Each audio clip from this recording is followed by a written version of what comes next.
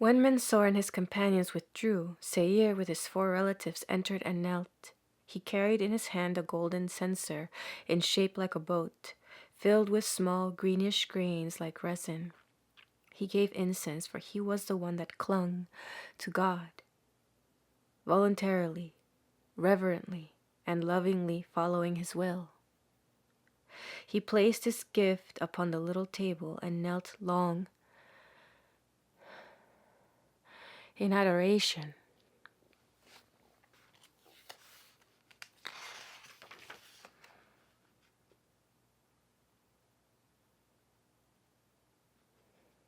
After Seir came Theokeno, the eldest of the kings. He could not kneel because he was too old and stout. He stood bowing low, and laid upon the table a little golden ship in which was a fine green herb. It was fresh and living, stood erect like a delicate green bush, and had small white flowers.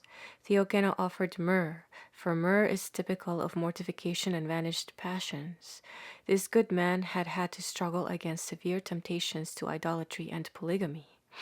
He remained very long before the infant Jesus, so long that I felt anxious for the good people, the king's followers, who at the entrance were so patiently awaiting their turn to see the child. The words of the kings and their followers were extraordinarily simple and childlike. They were as if inebriated with love.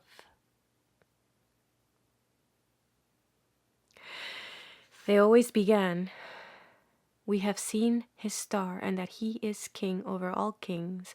We have come to adore him and to bring him gifts." With the tenderest tears and most fervent prayers, they commended to the child Jesus themselves, their goods and property, all that they valued on earth.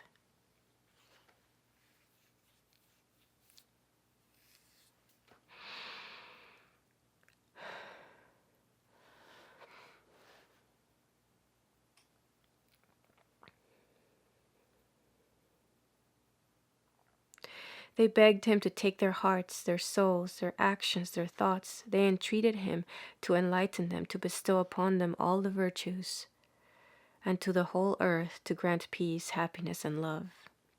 They were glowing with love.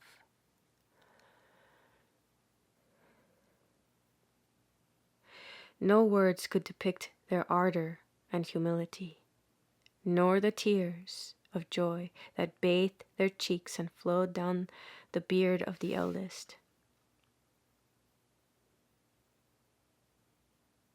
They were perfectly happy.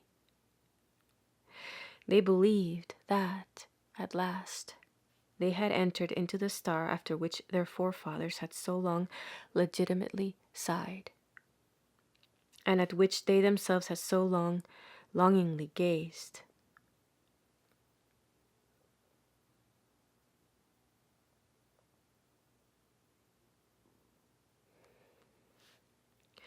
All the joy of the promise of many hundreds of years now fulfilled welled up in their hearts.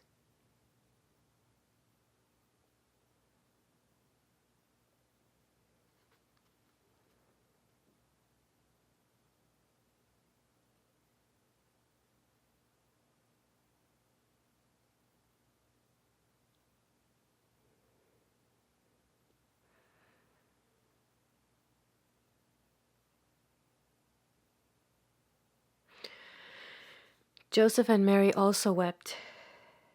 I never before had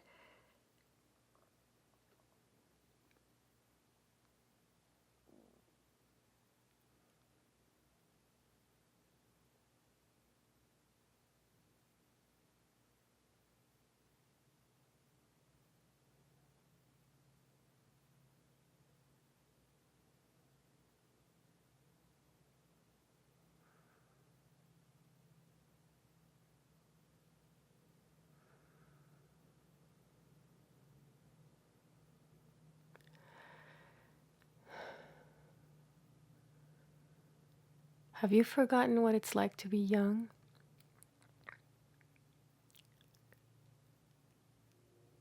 How passionate one is? All their feelings, all their energy, everything they are. they give to you.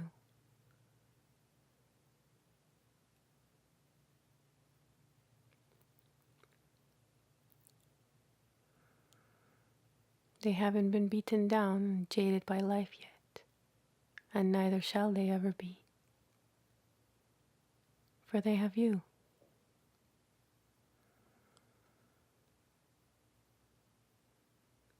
The most passionate of all.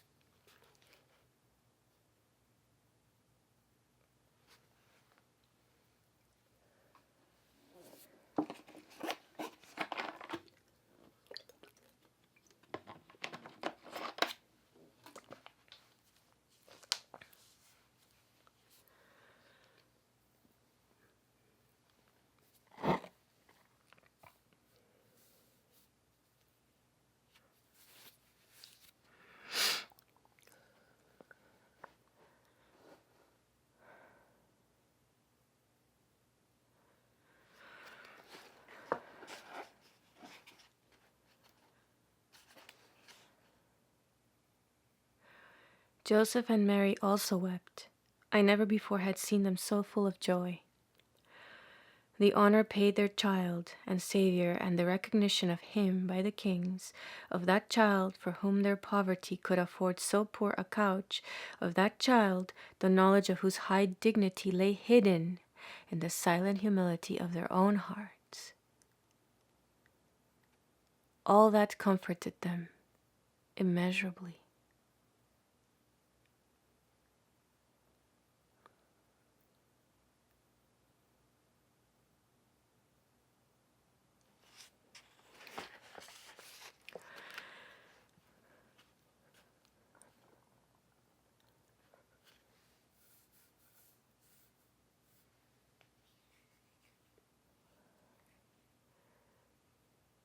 They saw, brought to him from so great a distance by God's almighty power, and in spite of the machinations of man, what they themselves could not procure for him, viz.,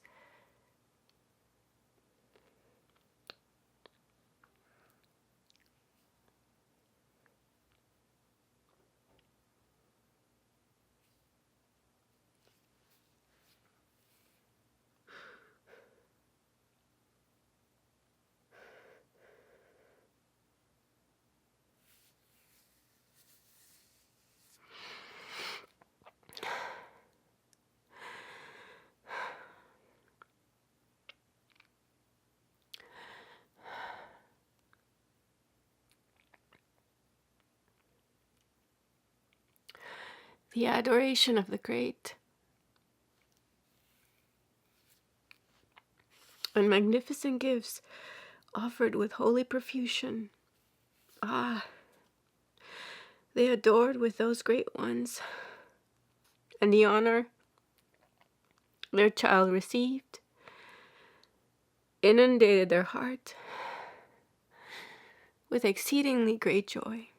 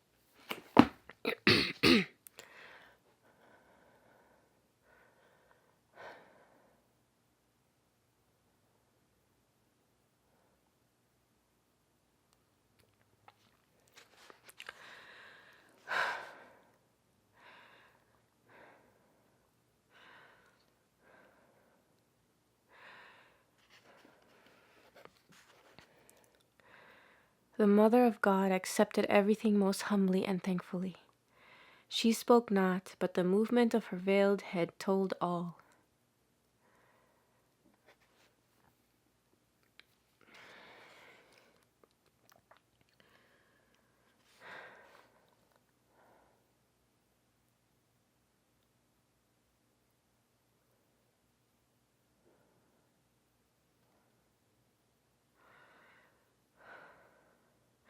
The infant Jesus lay on her mantle and covered by her veil, through which his little form shone brightly. It was only at the close of their visit that the Blessed Virgin addressed some kind words to each, throwing her veil back a little as she spoke. The kings now returned to their tents, which were lighted up and looked very beautiful. At last, the good servants arrived at the crib. During the adoration of the kings, they had, with Joseph's help, erected a white tent on the hill toward the shepherd field, to the left of the crib cave. They had brought with them on their beasts of burden, the tent with all its covers and poles, the latter of which fitted into one another. At first I thought that Joseph had put it up, and I began to wonder where he had got it so quickly and opportunely. But when the caravan was about to leave, I saw that tent taken down and packed up with the rest. There was a kind of shed of straw matting put up in it, under which the chests were placed. After the servants had pitched the tent and arranged all things in it, they took their stand at the door of the crib cave, humbly awaiting admittance. And now they began to enter 5 at a time, accompanied by one of the nobles to whom they belonged. They knelt before Mary and silently adored the child.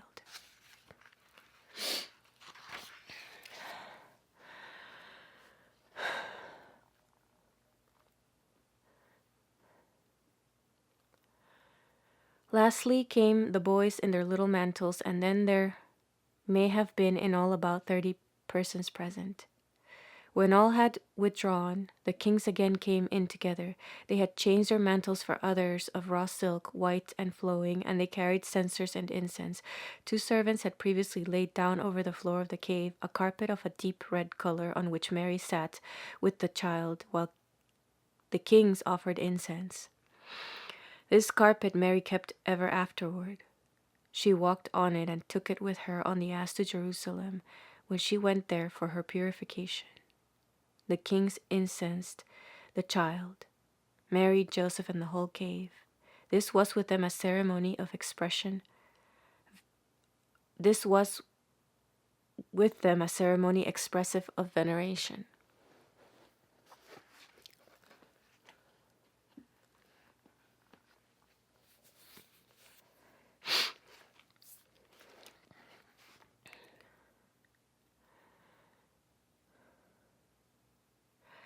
I saw the kings afterward in the tents reclining on a carpet around a little low table. Joseph brought in little plates of fruit, rolls, honeycomb, and small dishes of vegetables. Then he sat down and ate with them. He was so delighted and not at all shamefaced. He wept for joy almost the whole time. When I saw that, I thought of my own father and how at my profession in the convent he had to sit among so many fine people. In his humility and simplicity, he had indeed felt intimidated, but it did not prevent his giving vent to his feelings in tears of joy. When Joseph returned to the crib cave, he removed all the rich gifts to a recess at the right of the crib, where he had screened the little corner from sight. Anne's maid, who had remained to wait upon Mary, retired to the little cellar-like cave on the left of the crib cave, and did not come forth until all the visitors had departed. She was a quiet, modest person. I saw neither Mary nor Joseph nor the maid examining the gifts or showing any worldly pleasure on their account. They were accepted with thanks, and with liberality were again distributed to the needy. That maid was a relative of Anne, and a robust and very serious person.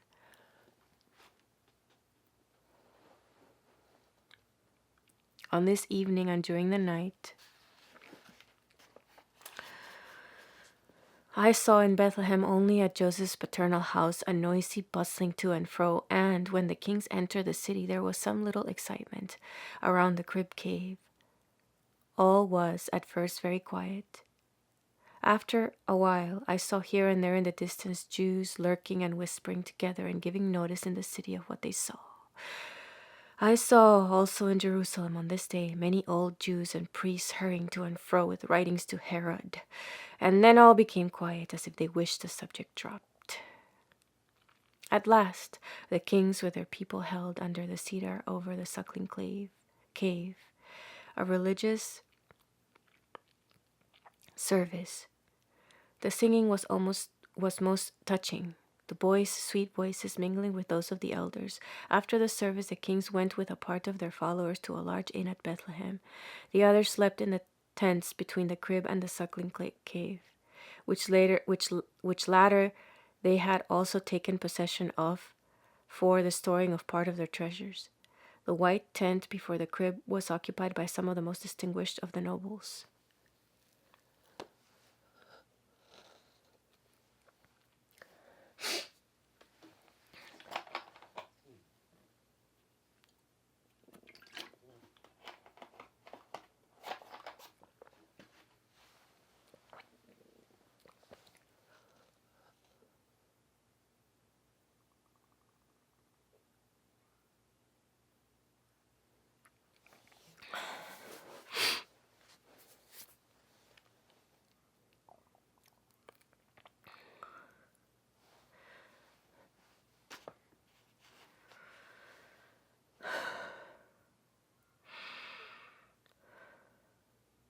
On the next day, the kings again visited the crib cave separately. During the whole day, I saw much given away by them, especially to the shepherds out in the field where the beasts had been sheltered. I saw poor old women bent with age going around with mantles over their shoulders given them by the king's generosity. I saw crowds of Jews from Bethlehem thronging around the good people, trying by every means in their power to extort presents from them.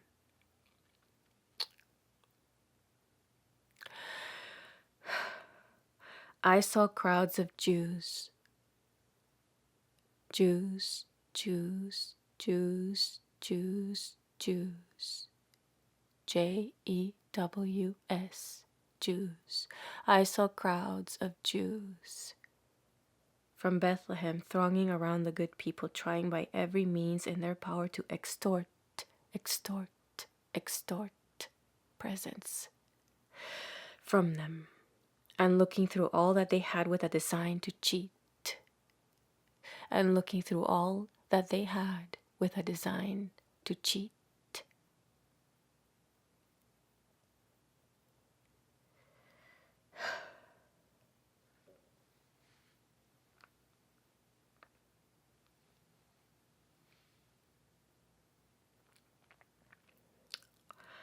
I saw the kings freeing several of their people who wanted to remain among the shepherds. They gave them some of the beasts of burden with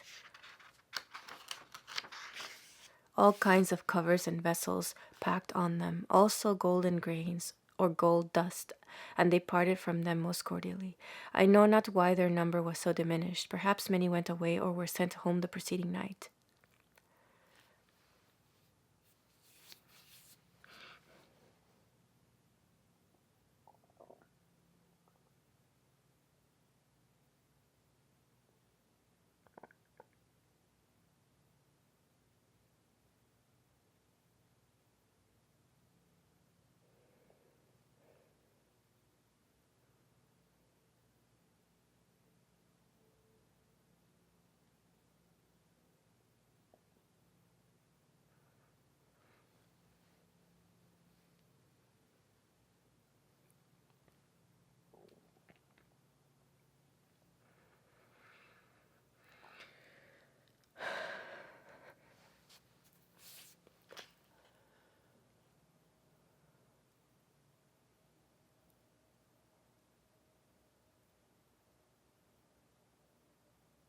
What's the problem? You have discerned everything perfectly. Let them crucify you if they want. What's the problem?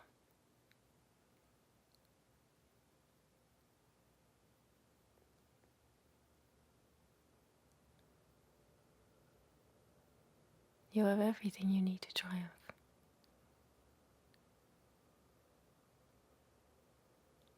You have me.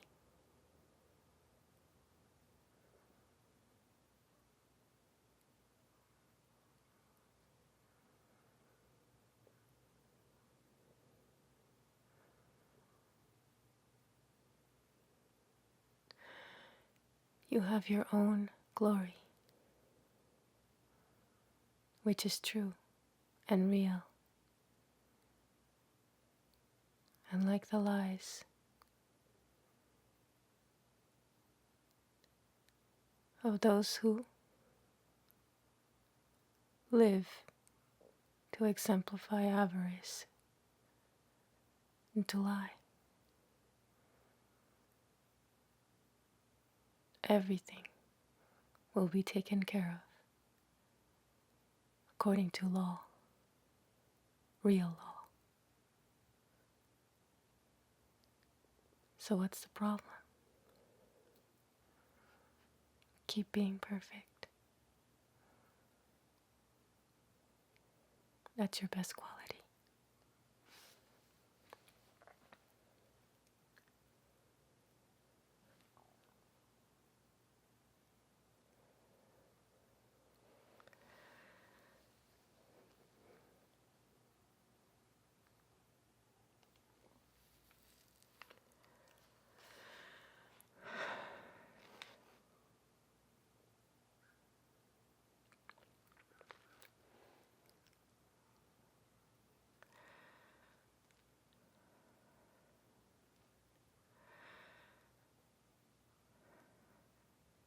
There was also a quantity of bread given away.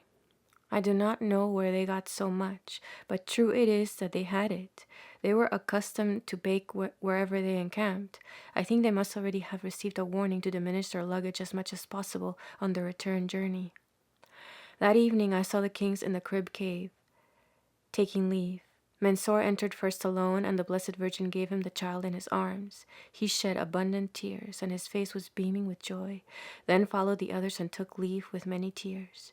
They again offered numerous gifts, a great roll of precious stuff, pieces of silk, some whitish, others red, also flowered stuffs, and many very fine covers. They left their large mantles also with the Holy Family. They were fine wool of a pale, delicate color, and so light that they floated on the breeze. They brought also numerous dishes, piled one above the other, boxes of grain, and a basket full of pots containing delicate green plants, bearing tiny leaves and white blossoms.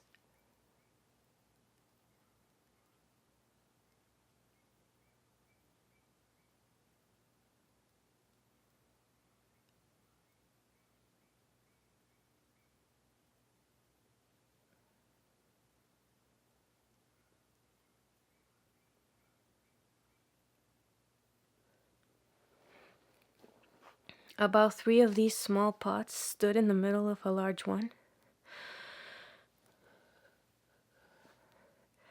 Still another could have found room between them and the rim of the large pot. They were arranged in the basket, one above the other. There were also long, narrow baskets containing birds, such as I had seen hanging on the dromedaries, and which they used for food. They all wept much when parting from the child and Mary.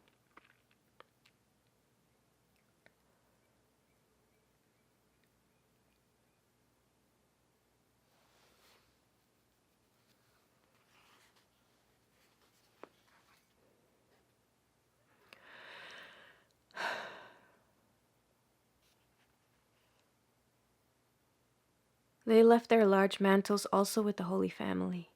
They were fine wool of a pale, delicate color, and so light that they floated on the breeze.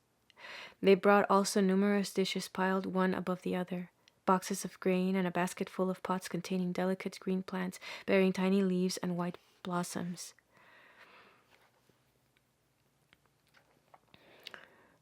About 3 of these small pots stood in the middle of a larger one. Still another could have found room between them and the rim of the large pot. They were arranged in the basket, one above the other. There were also long, narrow baskets containing birds, such as I had seen hanging on the dromedaries, and which they used for food. They all wept much when parting from the child and Mary. I saw the Blessed Virgin standing by them when they took their leave. The king's gifts were received by Mary and Joseph with touching humility and sincere thanks to the donors, but without any manifestations of pleasure. During the whole of this wonderful visit, I never saw in Mary the least shadow of self-interest. In her love for the child, Jesus, and compassion for Saint Joseph, she thought that the possession of these treasures would, perhaps, prevent their being treated in Bethlehem with such contempt as had been shown them upon their arrival, for Joseph's trouble and mortification on that account had been to her a great source of suffering.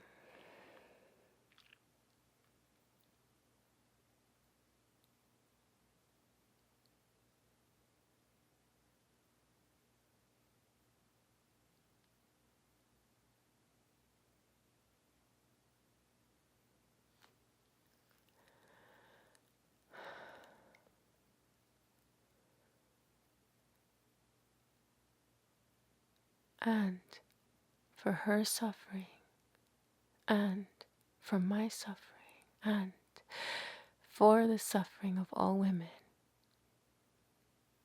all men shall pay.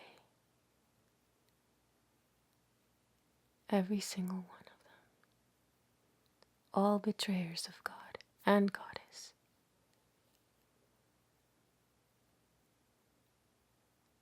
Will pay the price for their sins without fail.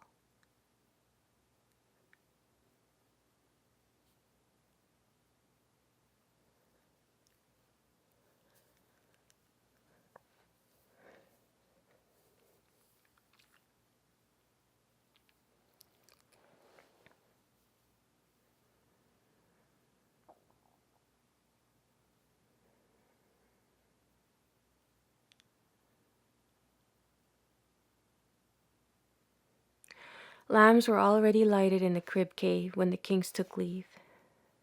They went out behind the hill toward the east, to the field in which were their people and beasts. In it stood a high tree whose spreading boughs shaded a wide circumference. The tree was very old and had a legend of its own, for Abraham and Melchizedek had met under its branches. The shepherds and the people around regarded it as sacred.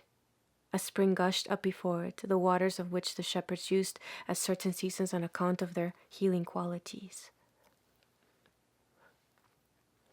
There was near the tree a furnace which could be covered, and at both sides huts affording shelter at night. A hedge surrounded the whole tract. Thither went the kings, and found all the followers still remaining to them gathered together. A light was suspended from the tree, and under it they prayed and sang with indescribable sweetness.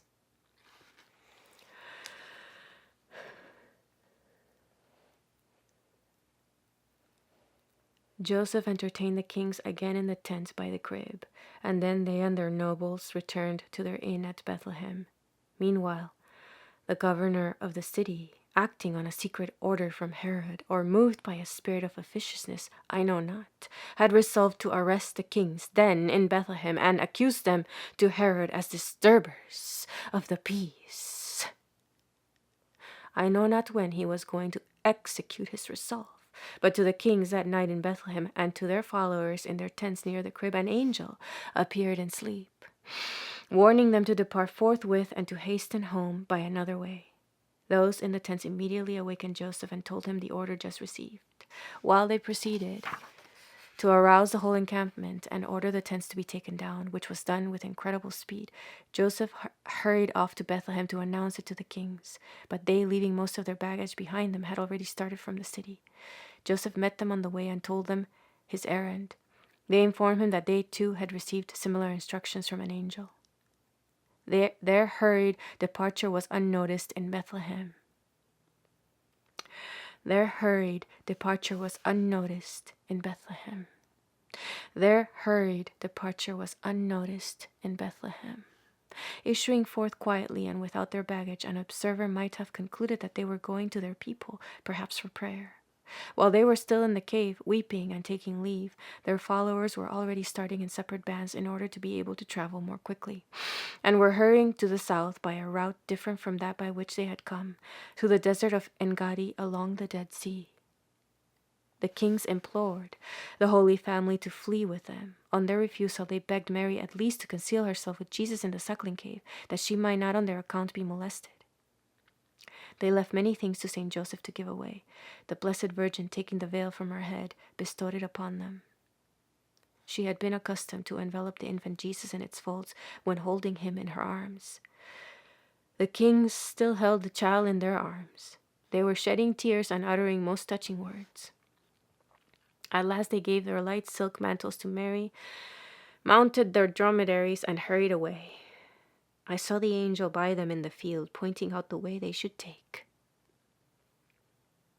The caravan was now much smaller, and the beasts but lightly burdened. Each king rode at about a quarter of an hour's distance from the others. They seemed to have vanished all on a sudden. They met again in a little city, and then rode forward less rapidly than they had done on leaving Bethlehem. I always saw the angel going on before them, and sometimes speaking with them. Mary, wrapping the child Jesus in her mantle, at once withdrew to the suckling cave. The gifts of the kings and all that they had left were also taken thither by the shepherds who had tarried around the encampment in the valley. The king's people who had preferred to remain behind their masters lent a helping hand.